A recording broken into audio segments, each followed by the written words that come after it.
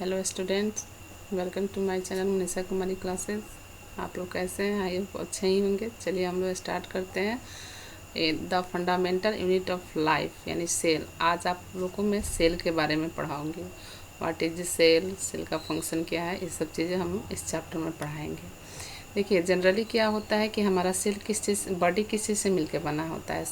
Many cell से मिलके बना होता है। सबसे पहले आप समझिए सेल क्या है। जैसे हम एग्जांपल देते हैं, आप घर बनते हुए देख रहे होंगे या किसी भी हाउस को देखे होंगे, उसमें क्या चीज़ मेन कंपोनेंट्स होते हैं, जैसे ईंट, सीमेंट, बालू, ये सारा चीज़ होता है। तो उसमें सबसे मेन होता है ईंट। अगर ईंट नहीं होगा तो घर अच्छा से नहीं बन पाएगा, या बन ही नहीं पाएगा उसका।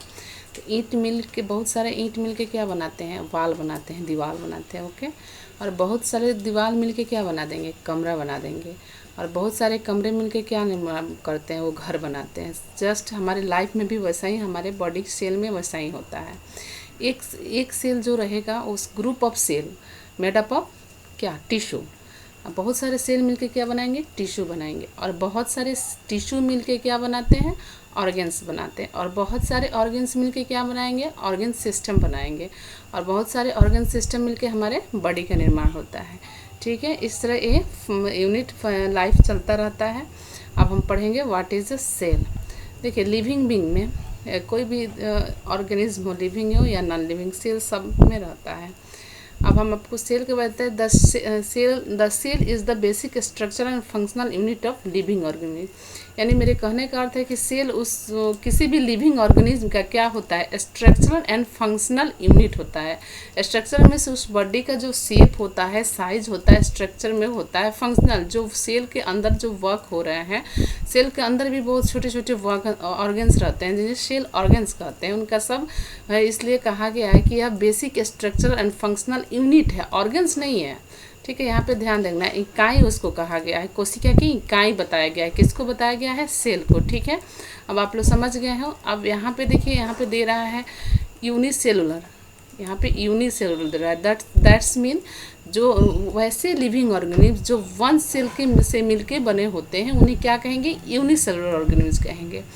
और देन दे रहा है मल्टी सेलुलर ऑर्गेनिज्म, जस्ट उसका अपोजिट, यानी वैसे लिविंग ऑर्गेनिज्म जो एक से ज़्यादा सेल के मिल के बने होते हैं, वो क्या हो जाएंगे, आपके मल्टी सेलुलर ऑर्गेनिज्म। जस्ट यहाँ पे डिफरेंस दे रहा है between unicellular and multi cellular.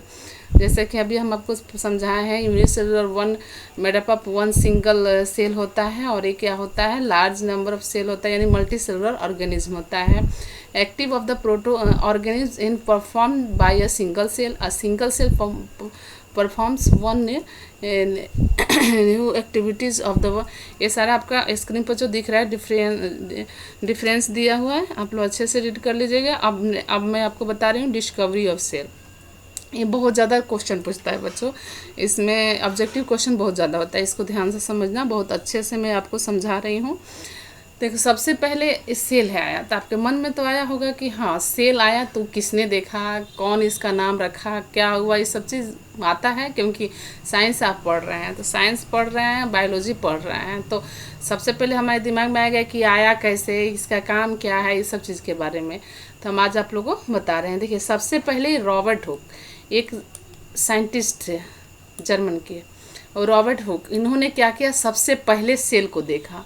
और ये किस सेल को देखा, देखिए यहाँ पे इनका फिगर भी दिया हुआ है। ये डेड प्लांट सेल को देखा। ठीक है, कॉर्क डेड प्लांट सेल को देखा, और ये 65 में देखा। देखिए यहाँ पे ईयर्स भी याद कर लीजिएगा, ईयर्स दिया हुआ है, क्योंकि ईयर आता है क्वेश्चन में, ऑब्जेक्टिव क्वेश्चन में 65 में दिया।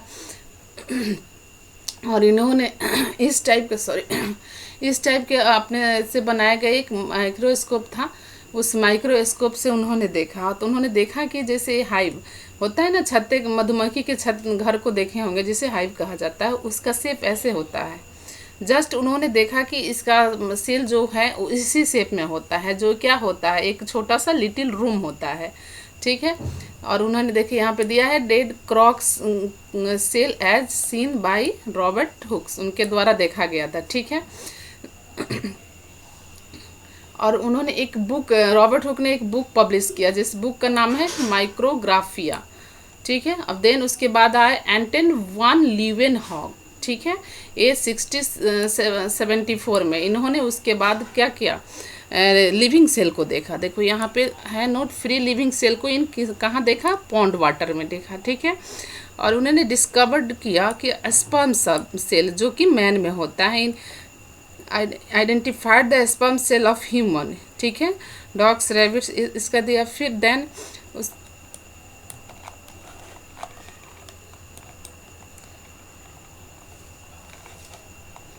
उसके बाद लीवेनहॉक के बाद आए रॉबर्ट ब्राउन।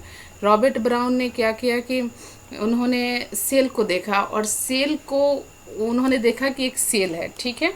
जैसे आपको हम यहाँ पे एक सेल बना देते हैं, ठीक है। उन्होंने देखा और इस सेल में कुछ ऐसे गढ़ा, उन्होंने एक कोई संरचना स्ट्रक्चर पाया जिसका नाम उन्होंने क्या दिया, न्यूक्लियस दिया। इसी का नाम उन्होंने न्यूक्लियस कहा। कौन कहा, रॉबर्ट ब्राउन। यहाँ देखिए आपके स्क्रीन पर रॉबर्ट ब्राउन, जो 73 उन्होंने देखा था 1831 में, यहाँ पे जो दिया है। देन उसके बाद आए जेई पुरकिंजे साहब ने क्या किया कि 1866 में उन्होंने क्या किया कि देखा कि न्यूक्लियस है, ये न्यूक्लियस है। न्यूक्लियस के अंदर क्या होता है, एक चिपचिपा गढ़ा तरल पदार्थ होता है जिसका नाम उन्होंने क्या कहा, प्रोटोप्लाज्म, या इसे हम साइटोप्लाज्म कह सकते हैं, ठीक है। उन्होंने देखा कि इसके जैसे सेल आपका बन गया, ठीक। इस सेल में कुछ ऐसे डॉट ऐसे कुछ होता है, चिपचिपा और गाढ़ा पड़ा, इसी का नाम उन्होंने क्या कहा, प्रोटोप्लाज्म या साइटोप्लाज्म। देन उसके बाद आए स्लाइडन एंड स्वान। स्लाइडन और स्वान, यहाँ पे स्लाइडन और